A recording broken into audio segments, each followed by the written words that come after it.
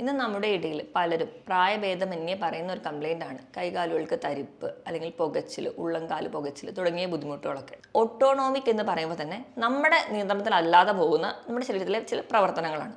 ഇപ്പോൾ ഉദാഹരണം നോക്കുകയാണെങ്കിൽ ഹാർട്ട് ബീറ്റ് ചെയ്യുന്നത്, നമ്മൾ ശ്വസിക്കുന്നത്, നമ്മൾ കഴിക്കുന്ന ഭക്ഷണം ദഹിക്കുന്നത്. ഇപ്പം ഒരുപാട് വീഡിയോസിലൂടെ തന്നെ എങ്ങനെ കൊളസ്ട്രോൾ നിയന്ത്രിക്കാം അല്ലെങ്കിൽ എങ്ങനെ പ്രമേഹം നിയന്ത്രിക്കാം എന്നൊക്കെ നമ്മൾ കണ്ടിട്ടുണ്ട്. വീണ്ടും അത് ഞാൻ റിപ്പീറ്റ് ചെയ്യുന്നില്ല. അപ്പം അതിനോടൊപ്പം തന്നെ അല്ലെങ്കിൽ നമ്മൾ അന്നജം കുറയ്ക്കുന്നതിനോടൊപ്പം അല്ലെങ്കിൽ മധുരം കുറയ്ക്കുന്നതിനോടൊപ്പം തന്നെ നമ്മൾ ഒഴിവാക്കേണ്ട ഏറ്റവും പ്രധാനപ്പെട്ട ഭക്ഷണം എന്ന് പറയുന്നത് നമ്മുടെ ഫാറ്റി ഫുഡ് അല്ലെങ്കിൽ ഒരുപാട് ജങ്ക് ഫുഡ് കഴിക്കുന്നവരാണെങ്കിൽ അതൊന്ന് കൺട്രോൾ ചെയ്യാം. രാവിലത്തെയും വൈകിട്ടത്തെയൊക്കെ വെയിൽ പറ്റുന്ന പോലെ കൊള്ളുക, നമ്മുടെ സ്കിന്നിൽ വീഴത്തക്ക രീതിയിൽ, എങ്കിൽ മാത്രമേ ഒരു വൈറ്റമിൻ ഡി നമുക്ക് കിട്ടുള്ളൂ. എന്നാൽ മാത്രമേ നമുക്ക് ഇത് മൂലമുണ്ടാകുന്ന ഡെഫിഷ്യൻസിയാണ് നിങ്ങൾക്ക് ന്യൂറോപ്പതി ഉണ്ടാക്കുന്നതെങ്കിൽ അത് മാറ്റാൻ പറ്റുള്ളൂ. ഇങ്ങനെയൊക്കെ ചെയ്തു കഴിഞ്ഞാൽ ഒരു പരിധി വരെ നമുക്ക് കാലുകളിലെ തരിപ്പ്, പുകച്ചിൽ, മരവിപ്പ് പോലെയുള്ള ബുദ്ധിമുട്ടുകൾ മാറുന്നതായിട്ട് കാണാം.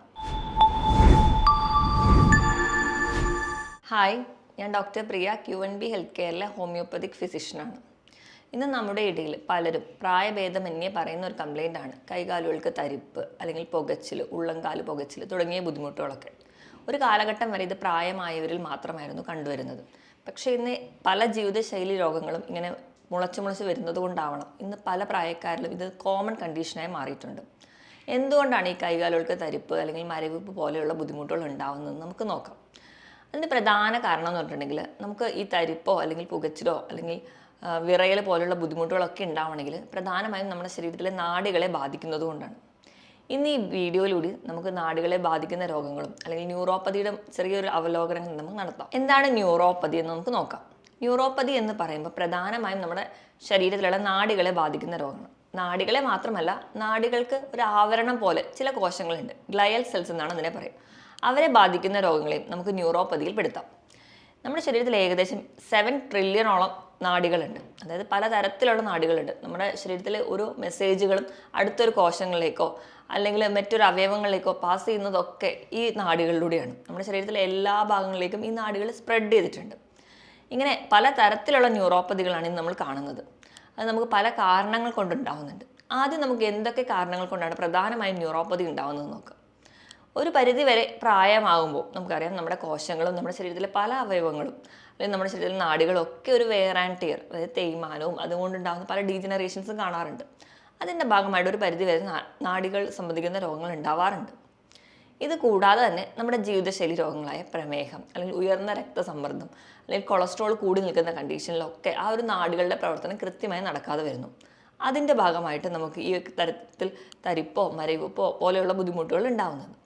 ഇത് കൂടാതെ പോഷകാഹാരത്തിൻ്റെ കുറവ് മൂലം പ്രധാനമായിട്ടും നമ്മൾ പറയുകയാണെങ്കിൽ വൈറ്റമിൻ B12 കുറവുണ്ട്, അല്ലെങ്കിൽ വൈറ്റമിൻ D അതുപോലെ തന്നെ വളരെ പ്രധാനപ്പെട്ട ഒന്നാണ്. അവയുടെയൊക്കെ കുറവ് മൂലം നമുക്കിന്ന് ഒരുപാട് പേർക്കും കാലുകൾക്ക് തരിപ്പ് അല്ലെങ്കിൽ ഇങ്ങനെ നാഡി സംബന്ധമായ രോഗങ്ങൾ ഉണ്ടാകുന്നുണ്ട്. ഇത് കൂടാതെ ചില ഇൻഫെക്ഷൻസ്, ഇപ്പോൾ നമുക്കൊരു TB പോലെയുള്ള കണ്ടീഷൻസിലോ അല്ലെങ്കിൽ ക്യാൻസറിൻ്റെ ചില ലുക്കീമിയ, മൈലോമ പോലെയുള്ള കണ്ടീഷൻസിലോ, അതുകൂടാതെ തന്നെ ഇപ്പോൾ നമുക്ക് ഏതെങ്കിലും ഒരു മുറിവോ അല്ലെങ്കിൽ ഒരു ആക്സിഡൻ്റ് ഒക്കെ ഉണ്ടായിട്ട് നമ്മുടെ നാഡികൾക്ക് പെട്ടെന്ന് പൊട്ടിപ്പോവുക അല്ലെങ്കിൽ നാഡികൾക്ക് ക്ഷതം വരിക, ഇങ്ങനത്തെയുള്ള കണ്ടീഷൻസിലൊക്കെ നമുക്ക് നാഡികളെ സംബന്ധിക്കുന്ന രോഗങ്ങൾ കാണാറുണ്ട്. ഏറ്റവും കൂടുതൽ പക്ഷേ നമ്മൾ കാണുന്നത് ഡയബറ്റിക് ന്യൂറോപ്പതിയാണ്, അതായത് പ്രമേഹം അൺകൺട്രോൾഡ് ആയിട്ട് വരുമ്പോൾ ഉണ്ടാകുന്നതാണ്. ഇത് കൂടാതെ തന്നെ ഏതെങ്കിലും ഒരു ഭാഗത്തേക്കുള്ള നാഡികൾ മുറിഞ്ഞു പോവുക അല്ലെങ്കിൽ അവർക്ക് പെട്ടെന്ന് ഉണ്ടാകുന്ന ചില രോഗങ്ങൾ, ചില പനിയോ അല്ലെങ്കിൽ ചില വൈറൽ ഇൻഫെക്ഷൻസ് ഒക്കെ വന്നു കഴിഞ്ഞ് കഴിഞ്ഞാൽ അതിൻ്റെ ഒരു ആഫ്റ്റർ ഇഫക്ട്സ് ആയിട്ടും നമുക്ക് ഇങ്ങനെ ന്യൂറോപ്പതി കാണിക്കാറുണ്ട്.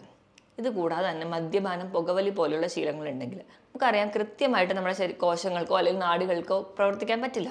കാരണം ഇവയിലുണ്ടാകുന്ന ഈ ടോക്സിക് മെറ്റീരിയൽസ് കൃത്യമായിട്ട് അവരുടെ പ്രവർത്തനം നടത്താൻ സമ്മതിക്കില്ല.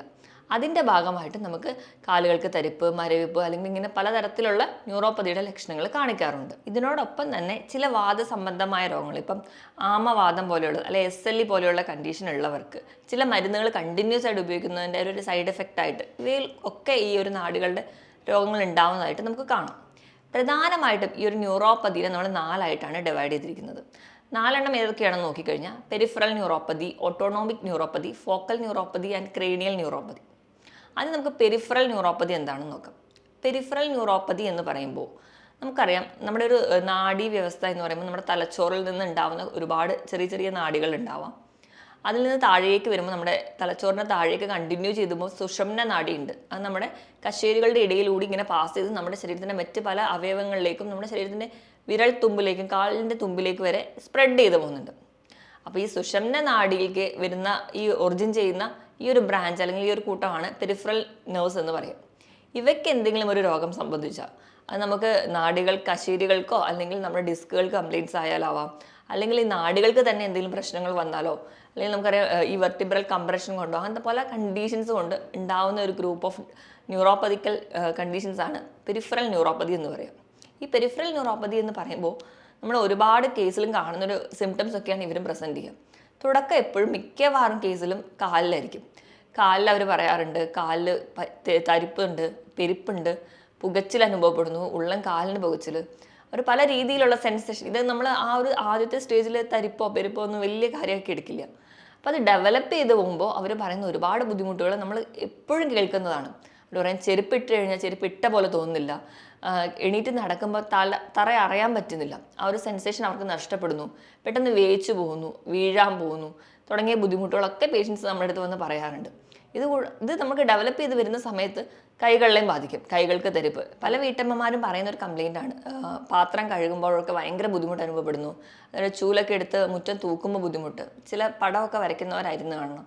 മുൻപ് കാലത്തൊക്കെ നല്ലപോലെ പടം വരച്ചിരുന്ന ഒരാൾക്കാണ് ചിലപ്പം കൈകൾക്ക് വിറ തുടങ്ങിയിട്ട് പടം വരയ്ക്കാൻ പറ്റുന്നില്ല, ഒന്ന് പേര് പോലും എഴുതാൻ പറ്റാത്ത കണ്ടീഷൻസ്.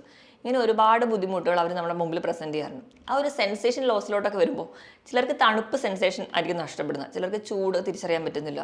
ചെറിയ ചൂടിലൊക്കെ അവർക്ക് വലിയ പ്രശ്നമില്ലാത്ത രീതിയിലായിരിക്കും അവർക്ക് അനുഭവപ്പെടുക. ഇതുകൂടാതെ കൈകാലുകൾക്കുള്ള വിറയൽ, ഇങ്ങനത്തെ പല ബുദ്ധിമുട്ടും നമ്മുടെ ജീവിത ശൈലികൾ പല കാരണങ്ങൾ കൊണ്ടും നമുക്ക് ദൈനംദിന പ്രവർത്തനങ്ങൾ പോലും ചെയ്യാൻ പറ്റാതെ വരുന്ന ഒരു കണ്ടീഷനിലോട്ട് ഈ ന്യൂറോപ്പതി എത്താറുണ്ട്. ഇതാണ് പ്രധാനമായിട്ടും പെരിഫറൽ ന്യൂറോപ്പതിയിൽ കാണാറ്. ഇനി രണ്ടാമതായിട്ട് പറയുന്നതാണ് ഓട്ടോണോമിക് ന്യൂറോപ്പതി. ഓട്ടോണോമിക് എന്ന് പറയുമ്പോൾ തന്നെ നമ്മുടെ നിയന്ത്രണത്തിലല്ലാതെ പോകുന്ന നമ്മുടെ ശരീരത്തിലെ ചില പ്രവർത്തനങ്ങളാണ്. ഇപ്പോൾ ഉദാഹരണം നോക്കുകയാണെങ്കിൽ ഹാർട്ട് ബീറ്റ് ചെയ്യുന്നത്, നമ്മൾ ശ്വസിക്കുന്നത്, നമ്മൾ കഴിക്കുന്ന ഭക്ഷണം ദഹിക്കുന്നത്. നമ്മൾ ഭക്ഷണം കഴിക്കുമ്പോൾ നമ്മൾ അറിയും, പക്ഷെ ദഹിക്കുന്നത് നമ്മൾ അറിയുന്നില്ല. ഇങ്ങനെ നമ്മുടെ നിയന്ത്രണത്തിലല്ലാതെ പോകുന്ന പ്രവർത്തനങ്ങളെയാണ് നമ്മൾ ഓട്ടോണോമിക് എന്ന് പറയാറ്. അപ്പോൾ ഇങ്ങനെയുള്ള ചില പ്രവർത്തനങ്ങളെ ബാധിക്കുന്ന ഒരു ന്യൂറോപ്പതി ഗ്രൂപ്പിനെയാണ് നമ്മൾ ഓട്ടോണോമിക് ന്യൂറോപ്പതി എന്ന് പറയുക. അതിൽ ആദ്യം തന്നെ വരുന്നത് ചിലപ്പം നമ്മുടെ ചുണ്ട് വായൊക്കെ പെട്ടെന്ന് ഉണങ്ങുന്ന പോലെ, നാക്കൊക്കെ വരളുന്ന പോലെ തോന്നാം. നമ്മൾ ഭക്ഷണമൊക്കെ നല്ലപോലെ കഴിച്ചാലും ആ ഒരു ഡൈജഷൻ പ്രോപ്പറായിട്ട് നടക്കില്ല. അതിൻ്റെ ഭാഗമായിട്ട് മലബന്ധം, ചിലർക്കാണെങ്കിൽ വയറിളക്കമായിട്ട് പ്രസൻറ്റ് ചെയ്യുന്നതാണ്. അല്ലാതെ ഗ്യാസിൻ്റെ ബുദ്ധിമുട്ടായിട്ട് ചിലർക്ക് പ്രസൻറ്റ് ചെയ്യും, കാരണം ആ ഒരു ദഹന പ്രക്രിയ കൃത്യമായിട്ട് നടക്കാത്തതുകൊണ്ട്. ഇതല്ലാതെ തന്നെ അവർക്ക് വരാം ഹാർട്ട് ബീറ്റിലുള്ള വേരിയേഷൻസ് വരാം, ശ്വസിക്കുമ്പോൾ ഉള്ള ബുദ്ധിമുട്ട്, കിതപ്പ് അല്ലെങ്കിൽ നെഞ്ചിടിപ്പ് കൂടുതലായിട്ട് തോന്നുക, ഇങ്ങനത്തെയുള്ള പല ലക്ഷണങ്ങളും ഇവരിൽ പ്രസൻറ്റ് ചെയ്യുന്നത് കാണാം. ഇതോടൊപ്പം തന്നെ നമുക്ക് പ്രായമായവരിൽ കാണുന്ന ഒരുപാട് ലക്ഷണങ്ങൾ ഇവിടെ കാണാറുണ്ട്. ചിലപ്പോൾ നമ്മൾ ഇരിക്കുന്നിടത്ത് എണീക്കാൻ പോകുമ്പോൾ വീഴാൻ പോവുക, അല്ലെങ്കിൽ നമ്മൾ എണീറ്റ് നടന്നു പോയി മുഖം കഴുകാൻ പോകുമ്പോൾ ആ ഒരു ജോയിൻറ്റിൻ്റെ ആ ഒരു പൊസിഷൻ നഷ്ടപ്പെടുക, ആ ഒരു സെൻസേഷൻ നഷ്ടപ്പെടുന്നതിൻ്റെ ഭാഗമായിട്ട് പെട്ടെന്ന് വീഴാൻ പോവുക. ചിലപ്പോൾ നമുക്ക് തന്നെ ആ ഒരു കോർഡിനേഷൻ നഷ്ടപ്പെടുന്നതുകൊണ്ട് നമ്മുടെ ഷർട്ടിൻ്റെ തന്നെ ബട്ടൺസ് ഇടാൻ ബുദ്ധിമുട്ട് തോന്നുക. അങ്ങനെ ബേസിക് ആയിട്ട് നമുക്ക് ചെയ്യാൻ പറ്റുന്ന പല കാര്യങ്ങളും ഇപ്പം അൺകൺട്രോളബിളായി പോവുക. അങ്ങനെയുള്ള ചില ലക്ഷണങ്ങളാണ് ഈ ഓട്ടോണോമിക് ന്യൂറോപ്പതിയിൽ കാണാറ്. ഇതല്ലാതെ മൂന്നാമത്തെ ടൈപ്പാണ് ഫോക്കൽ ന്യൂറോപ്പതി. ഫോക്കൽ ന്യൂറോപ്പതി എന്ന് പറഞ്ഞാൽ നമ്മുടെ ശരീരത്തിൽ ഏതെങ്കിലും ഒരു ഭാഗത്തെ ഒരു നാഡീരെ മാത്രം ബാധിക്കുന്നതാണ് ഫോക്കൽ ന്യൂറോപ്പതി.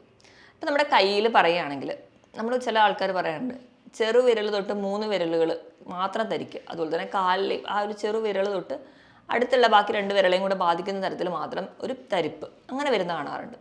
അത് ചിലപ്പോൾ നമ്മുടെ കയ്യിലെ ഏതെങ്കിലും ഒരു നാഡികളെ മാത്രം ബാധിക്കുന്നുണ്ടാണ്. ചിലപ്പോൾ അതിന് കാർപ്പൽ ടണൽ സിൻഡ്രോം എന്നൊക്കെയാണ് നമ്മൾ പറയാറ്. ഇങ്ങനെയുള്ളൊരു സിംറ്റംസ് ഒക്കെയായിട്ട് ഒരുപാട് പേര് പ്രസൻറ്റ് ചെയ്യാറുണ്ട്. ഇതല്ലാതെ തന്നെ നമുക്ക് ഏതെങ്കിലും ഒരു ഇഞ്ചുറി അല്ലെങ്കിൽ ഒരു ആക്സിഡൻ്റ് ഒക്കെ പറ്റിയിട്ട് നമ്മുടെ കാലിൽ ഒരു നാഡി അല്ലെങ്കിൽ ഒരു നാഡിക്ക് മാത്രം മുറിവ് വരിക, അല്ലെങ്കിൽ കയ്യിൽ എവിടെയായാലും ആ ഒരു ഭാഗത്തേക്ക് മാത്രം ഒരു സെൻസേഷൻ നഷ്ടപ്പെടുക, അല്ലെങ്കിൽ അവിടേക്ക് മാത്രം ഒന്നും അറിയാത്ത പോലെ തോന്നുക. ഈ ഒരു കണ്ടീഷനെ നമ്മൾ ഫോക്കൽ ന്യൂറോപ്പതി എന്ന് പറയും. പിന്നെ ക്രേനിയൽ ന്യൂറോപ്പതി, കൂടുതലും തലച്ചോറുമായി ബന്ധപ്പെട്ട കണ്ടീഷൻസാണ് ഇവർ പ്രസൻറ്റ് ചെയ്യാറ്. ക്രേനിയൽ ന്യൂറോപ്പതിയിൽ കൂടുതലും നമ്മുടെ തലച്ചോറിൽ നിന്ന് ഉത്ഭവിക്കുന്ന നാഡികൾക്ക് സംബന്ധിക്കുന്ന എന്തെങ്കിലും രോഗങ്ങളാവാം. അതിപ്പം ഇത് മാത്രമല്ല നമ്മുടെ മറ്റ് ജീവിതശൈലി രോഗങ്ങൾ കൊണ്ടും ഇങ്ങനെ വരാം. ഈ ഒരു കണ്ടീഷനാണ് നമ്മൾ ക്രേനിയൽ ന്യൂറോപ്പതിയിലോട്ട് പെടുന്നത്. ഇതൊക്കെയാണ് പ്രധാനമായും ന്യൂറോപ്പതിനെ ഡിവൈഡ് ചെയ്തിരിക്കുന്നത്. ഇതിൽ ഏറ്റവും കൂടുതൽ നമ്മുടെ അടുത്ത് വരുന്ന ആൾക്കാർ കാണിക്കുന്ന ഒന്നെന്ന് പറഞ്ഞാൽ ഡയബറ്റിക് ന്യൂറോപ്പതിയാണ്.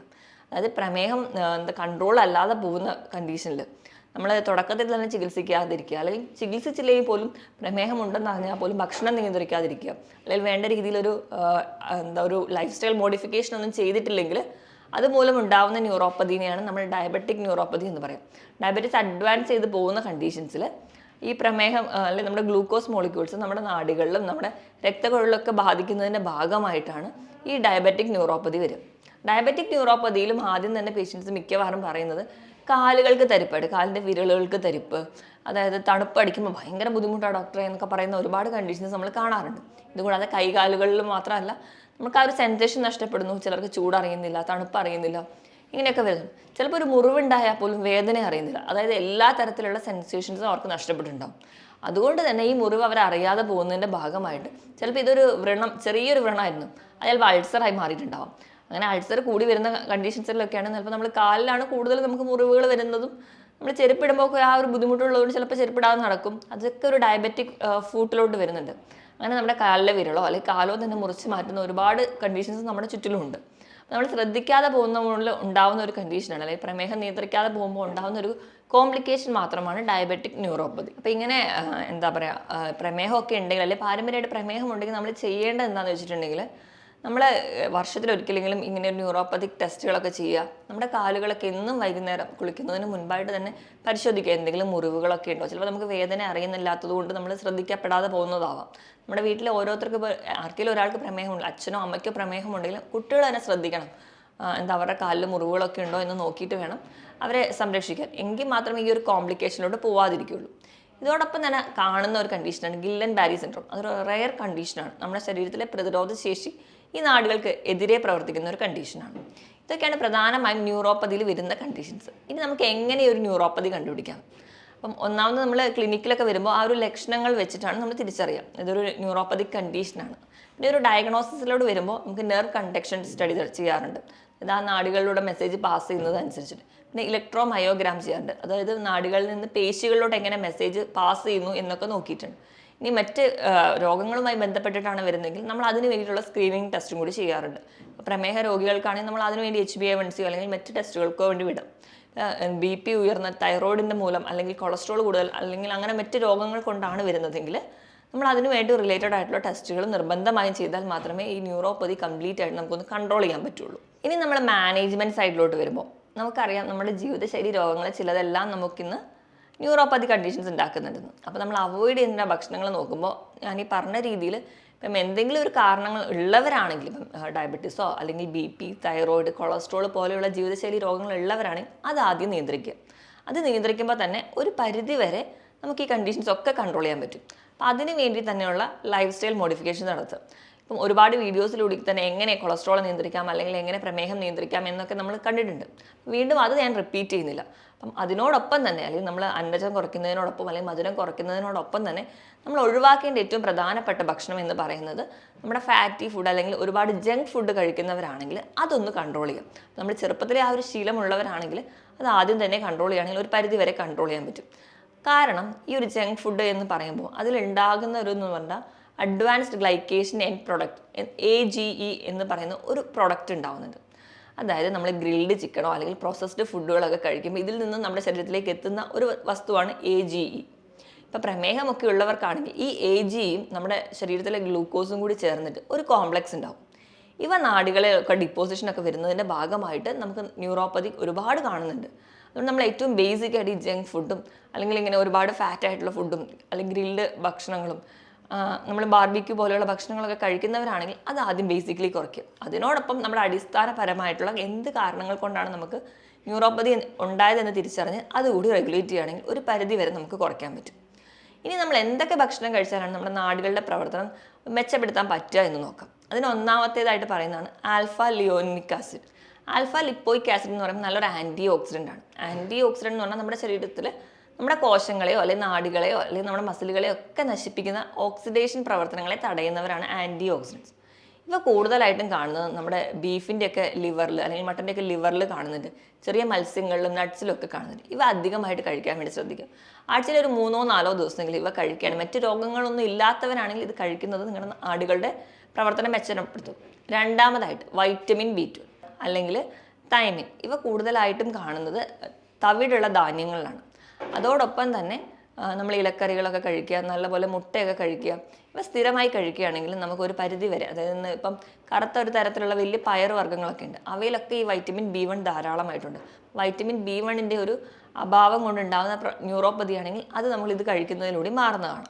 മൂന്നാമതായിട്ട് നമ്മൾ കഴിക്കുന്നത് കോഡ് ലിവർ ഓയിൽ. അപ്പം നമ്മൾ കോഡ് ലിവർ ഓയിൽ കൂടുതലായിട്ടും ഉള്ളത് നമുക്കറിയാം ചെറിയ മത്സ്യങ്ങളിലാണ്. ഒമേഗ 3 ഫാറ്റി ആസിഡ്സ് പോലെയുള്ള മത്സ്യങ്ങൾ, അതായത് മത്തി, നെത്തോലി, അയല പോലെയുള്ള മത്സ്യങ്ങളുണ്ട്. അപ്പം മീൻ കഴിക്കാത്തവരാണെങ്കിൽ നിങ്ങൾക്ക് ഫിഷ് കോഡ് ലിവർ ഓയിലായിട്ട് വാങ്ങിച്ച് കഴിക്കാം. ഇതൊക്കെ കഴിക്കുകയാണെങ്കിലും ഒരു പരിധി വരെ നമ്മുടെ നെർവിൻ്റെ ആരോഗ്യം നമുക്ക് മെച്ചപ്പെടുത്താൻ പറ്റും. ഇനി നാലാമതായിട്ട് നമുക്ക് നമ്മുടെ ശരീരത്തിൽ നല്ലൊരു ആൻറ്റി ഓക്സിഡൻസ് അല്ലെങ്കിൽ ആൻറ്റി ഇൻഫ്ലമേറ്ററി ആണ് കുർക്കുർമിൻ, നമ്മളെ മഞ്ഞളിലുള്ള വസ്തു. അപ്പോൾ നമ്മൾ കഴിക്കുന്ന ഭക്ഷണത്തിലൊക്കെ ഒരു തരി മഞ്ഞൾ ചേർക്കുകയാണെങ്കിൽ, ഇപ്പോൾ നമ്മൾ ഭക്ഷണത്തിലൂടെ മഞ്ഞൾ ചേർക്കുന്ന പോലെ നമുക്ക് നെല്ലിക്കയൊക്കെ അടിച്ച് ജ്യൂസായിട്ട് എടുക്കുമ്പോൾ അതിലൊരു നുള്ളു മഞ്ഞളൊക്കെ ഇട്ട് കഴിക്കുക, പാലിൽ ചിലരാണെങ്കിൽ മഞ്ഞളിട്ട് കഴിക്കുക. ഇവയൊക്കെ ചെല്ലുമ്പോൾ നമ്മുടെ ശരീരത്തിലെ അല്ലെങ്കിൽ നമ്മുടെ നാടുകളിലെയും കോശങ്ങളിലൊക്കെ ഉണ്ടാകുന്ന നീർക്കെട്ട് മാറുന്നതായിട്ട് കാണും.